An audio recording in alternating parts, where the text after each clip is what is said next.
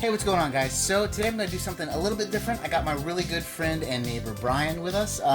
He also has an awesome game room. I mean, like, it is freaking phenomenal. And I'm telling you, one day I'm going to do a tour of it. But until then, we decided to kind of show off some of our rarer consoles. And granted, this is not all of our like top tier stuff. This is just stuff that kind of means something to us, or something that maybe like we thought that you might not have seen. But anyway, without further ado, we're going to go kind of back and forth. We're going to talk about three of our coolest, weird, kind of obscure consoles. I'm going to go first. I'm going to start off with the Char GameCube. Now, if you've been watching my channel for any amount of time, I've actually shown this off a couple times. I think I even did a full unboxing of it. But I do have this complete in box. And it's Japanese only. It's obviously based on the Gundam series, Char being the main antagonist. But this GameCube came with like an action figure. It came with a Game Boy player that matches. And I got a really crazy deal on it. This was like back in the day. There was this eBay seller who would start everything at a penny. And then, you know, it would go up and who knows what would happen. And I ended up getting this like super cheap. Like I paid way more for shipping than I did for the console. And, like shipping was like $50. I remember that was like a flat rate. So the whole thing was a complete in box under $100. But then later in life, I actually went back and picked up this Game Boy Advance SP. I did not know that they had a matching Game Boy Advance SP that matches the GameCube. In fact, now I'm technically only missing one piece of the puzzle, and that is they actually made a Char specific Wavebird controller. But I think last time I saw that, it was like $1,000. Like it was crazy expensive. It's something I'm never gonna get that. And like that's like with the controller and not a matching receiver. They actually had a red receiver as well.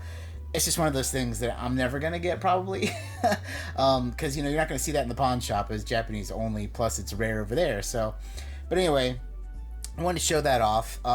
Next thing we're going to talk about is, well, I mean, I guess I'll let you take it away, but so the establishing shots for these things were actually in his game room, so this is a kind of a cool kind of Xbox collection.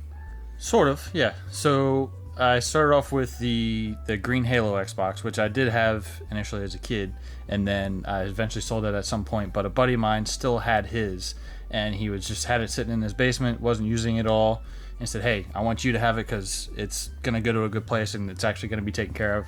So that was the first one. The second one I've gotten was the clear Halo, or the clear Xbox, which I did pick up from eBay, so there isn't much of a story on that one.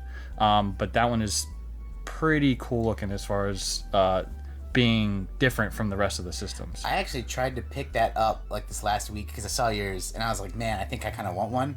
And every time I saw one on eBay, like, you know, it started out at a good price and then it would just at the very end skyrocket, and I was like, well, right. There you go. Yeah. And then the last one would be the Mountain Dew Xbox, which we got from Retro Replay, which was a crazy thing because it was kind of just sitting up there in the corner and all wrapped up, and he didn't seem like he was initially. They didn't want to sell it, and then when we kind of just like, hey, you know, are you looking to move this thing? And he said, yeah, sure. And he gave us a great deal on it, so that was an awesome pickup. That was something I did not expect to find really at all ever, but that was a good one to grab. What Xboxes would you be missing? I mean, there weren't too many. I think there's a blue Halo one, but I think that I have seen that one. I'm not sure if that was North American or if that was like a European thing. Yeah, I can't remember if it was North. It might have been Canadian release. Okay. But other than that, I'm sure there are a few Japanese only releases, but other than that, I think that should be most of them. Yeah. All right. Yeah. I mean, like I said, I personally have a Halo Xbox, and I was like, I think that's cool. But then I saw his, and I was like, Jesus. Well, the next thing I want to talk about, and this isn't like a crazy rare system, but for me it has a cool story, and that's my sports Dreamcast. So the Dreamcast for me holds a very special place in my heart. When I was growing up, one of my best friends had the Dreamcast, and I did not. I had like a PlayStation, and that was kind of our thing. Growing up, it's like, you know, some of us would have this console, some of us would have that console, you know, Super Nintendo, Sega, whatever. So I played the Dreamcast a lot, but I did not have one myself. And maybe, I think I was in college, my best friend bought me a Dreamcast for my birthday, and it was awesome. It was my original Dreamcast, to me anyway. Sonic Adventure 1, I think like Street Fighter 3, like Second Impact or something like that. And it was really cool. And then there's a store called Game Exchange though, and they were actually getting rid of this sports Dreamcast because they said that the controller ports didn't work, and they were gonna throw it away. So I was like, well, if you're gonna throw it away, let me check it out. So they let me have it. I opened it up, and I'm no like, Mr. Fix-It. I'll Google some stuff or YouTube something, and I can figure it out for the most part, but I really didn't know what I was doing at this time. It was quite a while ago. But all I did literally was unplug all 4 controller ports are just like a plug in the board. I just unplugged it and plugged it back in, and it worked. And it's like, boom, free sports Dreamcast, matching controller and everything. What a deal. Yeah. It was amazing. But once again, my personal Dreamcast is my same original one that I got as a birthday present. I just reshelled it with a Sega Saturn style shell just because I really like that one. But that's kind of a cool one. But anyway, how about that deal you got on that 64? Oh, the 64.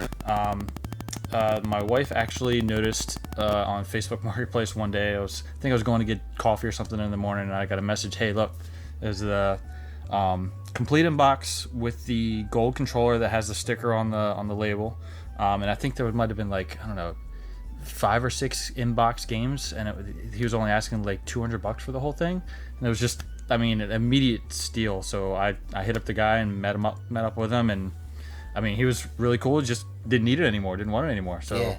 It was just one of those finds where you just get lucky, I guess. yeah. Well, it's funny too, because I actually I've seen that box before, but like I've seen like friends or pictures, but I've never seen one in person. I didn't realize that gold part was a sticker. It's just a sticker. It's a sticker. So it's a regular Nintendo 64 box with a sticker on it. Right over that gray controller, it's just a gold controller sticker. They're like, yeah, Toys R Us, what up? Right. I honestly never knew that.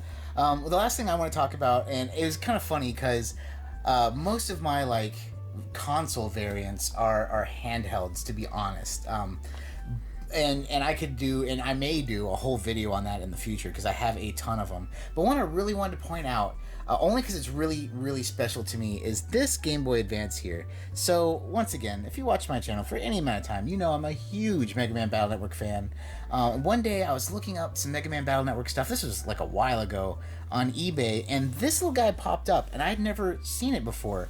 And it was cool because it has the logos on either side of where it says Game Boy Advance on the bottom, and I had no idea this thing existed. I think it was Japanese only, even though I got it from like an Australian. But it's really cool, and actually in finding that, I found out they also had a Game Boy SP version. The only reason I don't have that is because there's nothing that really screams Mega Man about it. It's literally just a blue Game Boy SP, and the little rubber parts where you close it are yellow. There's no logos, there's no anything. So not me. I wasn't going to spend the $150 to get something that doesn't even scream Mega Man. But this thing I did pick up, and like I said, it's not the rarest thing I have for sure, but it's something I really want to show off because, it's weird. It's really weird. It's not something you see all the time. But talking about weird handhelds, I did not know this thing existed until like literally when you got this like the other week. Yeah, I didn't know it existed either. So, speaking of you being a Mega Man fan, I am a complete Metal Gear fan. So this is my series. Pretty much anything Kojima does for the most part is pretty good. Death Stranding is kind of a thing. People love it or they hate it. But this was something I wasn't sure was even out there, and I have a lot of Metal Gear things. Yes, you do. Metal Gear items. But this, it popped up on Instagram one day, and I had never seen it before. It has a really crazy snakeskin cover to the 3DS. And I'm not a big collector of handhelds, but this was something I had to add to the Metal Gear collection that I have. So it's for the 3DS version of Snake Eater, is that right? Correct. So and that's why it has like the snake skin on it. Right. And it's I believe it's a Japan only release. Yeah. It's really slick. It's one of those weird oddities that and that's the cool thing, with Nintendo, especially with their handhelds, they went nuts. Like they make handheld. That's why I'm kind of surprised that the Switch only has like 4 or 5 variants. You'd think they do more. Yeah, there's like the Monster Hunter, the Mario, the Pokemon, Diablo. Considering how well they sold, you'd think they do more. Yeah, why isn't there a Zelda one? Why is there not a Zelda Switch? I don't know.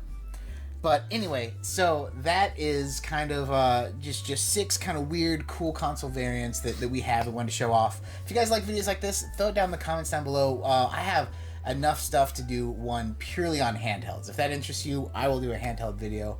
But other than that, like I said, tell me what you guys think down below about any of these consoles. If you have any rare, weird stuff yourself or stuff that we might not know about, it'd be cool to know about. But as always, my friends, take it easy.